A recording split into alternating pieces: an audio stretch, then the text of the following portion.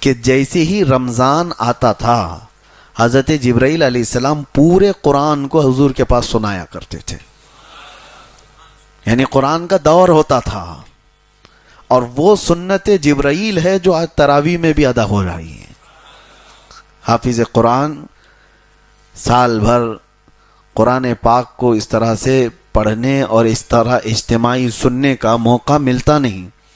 تو یہ رمضان آتا ہے تو یہ قرآن پاک سنانے کا، پڑھنے کا اور سننے کا دونوں موقع ملتا ہے. اب تراویح میں دیکھیں، جو روایت یہ بتاتی ہے کہ حضور پاک صلی اللہ تعالی علیہ وسلم حضرت جبرائیل کو قرآن سناتے تھے. حضرت جبرائیل کو قرآن سناتے تھے. یہ کب سناتے تھے؟ ہر رمضان میں. مطلب یہ ہوا کہ ہر رمضان میں جہاں تراویح ہوتی ہے، امام سنت مصطفیٰ پر عمل کر رہا ہے، مقتدی سنت جبرائیل پہ عمل کر رہا ہے. امام قرآن سنا رہا ہے، حضور کی سنت ہے، اور سننے والے جبرائیل کی سنت پر عمل کر رہے ہیں. اور اسی طرح سننا بھی چاہیے، سونا نہیں چاہیے. کبھی کبھار تو ایسا لگتا ہے کہ پڑھے ہم ہیں، تھکے پیچھے والے زیادہ ہیں. ان کے جمائیاں، ان کی کھانسیاں، یہ ساری چیزیں خشوع و خضوع کو ختم کرتی ہیں. اور آج میں نے ایک آیت تلاوت کی ہے. میں پورے پارے کی تفسیر آپ کے سامنے گھیر نہیں سکوں گا، ابتدا ہے آج. تو اللہ تعالیٰ فرماتا ہے وَإِنَّهَا لَكَبِيرَةٌ إِلَّا عَلَى الْخَاشِعِينَ. نماز کے متعلق اللہ فرماتا ہے یہ بھاری پڑ جاتی ہے نماز کچھ لوگوں پر. کچھ لوگوں کے لیے نماز بھاری ہے، وہ جلدی سے جلدی بھاگنے کے فراق میں ہوتے ہیں. امام کے پیچھے ٹکٹکی باندھ کر دیکھتے ہیں کہ اب رکوع ہوا کہ تب رکوع ہوا، یہ کتنی لمبی رکعت ہو گئی. یہ میں آپ کو شروع میں بتا رہا ہوں کس کے لیے بھاری ہے. تو اللہ تعالیٰ فرماتا ہے یہ منافقین پر بھاری ہے. وَإِنَّهَا لَكَبِيرَةٌ إِلَّا عَلَى الْخَاشِعِينَ. یہاں پر آیت میں یہ فرمایا گیا ہاں جو اللہ سے ڈرنے والے لوگ ہیں ان پر نماز بھاری نہیں ہے، ان پر نماز بھاری نہیں ہے. وہ رسول اللہ کی لخت جگر سیدہ کائنات فاطمۃ الزہرا سلام اللہ علیہا، وہ رات کو سجدے میں گر جاتی تھیں اور صبح کی اذان کا وقت ہوتا تو سر اٹھاتی اور پھر کہتی مولا تیری راتیں کتنی چھوٹی ہیں کہ ایک سجدہ پورا مکمل طور پر ہو نہیں پاتا. تو ان کے لیے نمازیں، ان کے لیے سجدے بھاری نہیں ہیں. دل میں اگر نفاق آ گیا ہو تو نماز اس کے لیے بھاری ہے. لوگ بیٹھتے نہیں، بھاگنا ہے. اور رمضان المبارکہ میں اب آپ کبھی سوچتے ہیں شیطان تو چھٹی پہ ہے، شیطان ابھی قید کر لیا گیا. حدیث پاک میں حضور صلی اللہ تعالی علیہ وسلم فرماتے ہیں سرکش جنات اور شیطان مردود کو پورے رمضان میں قید کر لیا جاتا ہے. اللہ تبارک و تعالیٰ قید کر لیتا ہے مومنین کی راحت کے لیے.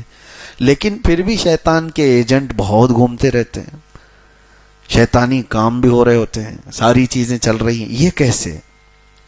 اس کو یوں بتایا گیا ہے کہ شیطان نے اپنے 11 مہینے جو اس پر عمل کیا، جتنا اثر ڈالا تھا، وہ پوری طور پر اس نے اس سے اپنے آپ کو آزاد نہیں کیا. اس کا کچھ اثر اب بھی باقی رہ گیا ہے. ہاں یہ اور بات ہے کہ شیطان تو گیا ہے لیکن ساتھ میں ہمارے صرف شیطان نہیں ہوتا، نفس بھی ہے، اور وہ شیطان سے بھی بڑا ڈینجر ہے. آپ کو پتہ ہے پورے 11 مہینے جب بھی نماز نہیں پڑھے، جھوٹ بولے، چغلی کیے، کچھ بھی گناہ کیے تو بلیم کس کے اوپر؟ شیطان کرا دیا. جھگڑا لگا دیا، کس نے کرایا؟ شیطان کرا دیا. ساری برائیاں کون کراتا ہے؟ شیطان کراتا ہے. شیطان ساری برائیوں کا جڑ ہے، ٹھیک ہے مانتے ہیں. لیکن آدم علیہ السلام کو سجدہ کرنے کے انکار جو شیطان نے کیا، اس کو کس نے بہکایا؟ وہ تو خود شیطان ہے. شیطان سارے لوگوں کو گمراہ کرتا ہے، تو پھر شیطان کو کس نے گمراہ کیا تھا؟ شیطان سجدہ کیوں نہیں کیا؟ اکڑ کیوں دکھایا؟ تکبر کیوں دکھایا؟ فرمایا گیا کہ شیطان کو اس کے نفس نے گمراہ کیا تھا. تو پتہ یہ چلا کہ جو شیطان کو بھی گمراہ کرتا ہے وہ نفس، وہ ہمارے ساتھ تو ہے. شیطان گیا ہے لیکن نفس نہیں گیا. اس وجہ سے نفس کی تربیت کے لیے ہی رمضان ہے. اب میں آپ کو بتاؤں، یہ نفس کو اگر ٹھنڈا کرنا ہے، اس کو ریہرسل میں لا کر کے، اس کو تربیت میں لا کر کے صحیح کرنا ہے، تو سب سے بہترین کہا گیا ہے کہ قرآن پڑھو اور قرآن سنو. نفس اس سے معمول پر آتا ہے، نفس کی خرابیاں کم ہوتی ہیں. اور یہ بھی فرمایا گیا کہ روزہ نفس کو توڑ دیتا ہے. ایک صحابی حضور صلی اللہ تعالی وسلم کے پاس آئے، جوان، کہا کہ شادی کرنا ہے لیکن استطاعت نہیں ہے، کیا کروں، گناہ ہونے کے اندیشے ہیں. حضور نے فرمایا روزہ رکھو. کیا کرو؟ روزہ رکھو. حضور پاک صلی اللہ تعالی علیہ وسلم نے کس لیے فرمایا؟ کہ روزہ نفسانی خواہشات کو مار دیتا ہے، نفسانی خواہشات کو کم کر دیتا ہے، ختم کرتا ہے. جتنے بھی اولیاء کاملین کو آپ سنیں گے، ان کی تربیت جو ہے روزے سے ہوتی تھی، روزے سے ہوتی تھی. اب یہ رمضان آیا ہی ہمارے پاس ہمارے نفس کی اصلاح کے لیے. اگر اس میں بھی ہم نہیں کر سکے تو پھر کبھی نہیں کر پائیں گے. تو بہرحال آج کی یہ ابتدائی ہماری گفتگو تھی آپ کے سامنے، اور انشاءاللہ العزیز چلتی رہے گی، زندگی باقی رہے تو. رمضان المبارکہ اور قرآن کا جو سنگم ہے، جو تعلق ہے، وہ کیوں میں نے بتایا کہ صرف تقریر کرنے کے لیے نہیں، صرف تراویح کے لیے نہیں. آپ ہاتھوں میں قرآن اٹھاؤ. مہینوں ہو گئے اس قرآن کو اٹھائے ہوئے، اور کتنے تو ایسے ہیں پڑھ بھی نہیں پاتے ہیں، اور کتنے تو ایسے ہیں دیکھ بھی نہیں پاتے ہیں.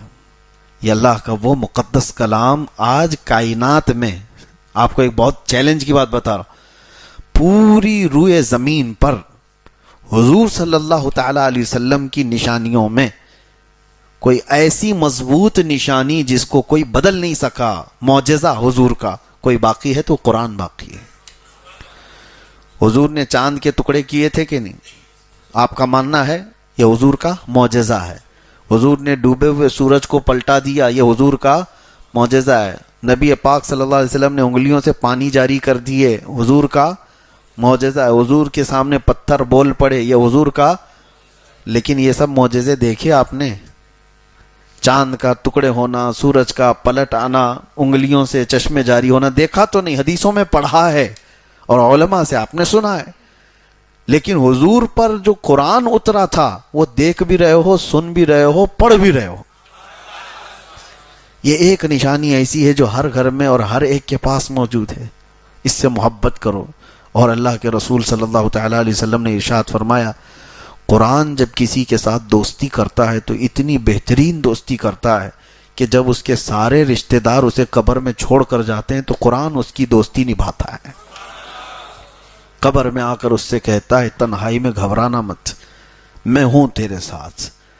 دنیا دوستی چھوڑ دیتی ہے روح نکلنے کے بعد، لیکن قرآن نہیں چھوڑتا. تو جو ہمارے تنہائی، قبر کی تنہائی کا دوست ہے، اسے آپ اٹھاتے کیوں نہیں؟ اسے آپ پڑھتے کیوں نہیں؟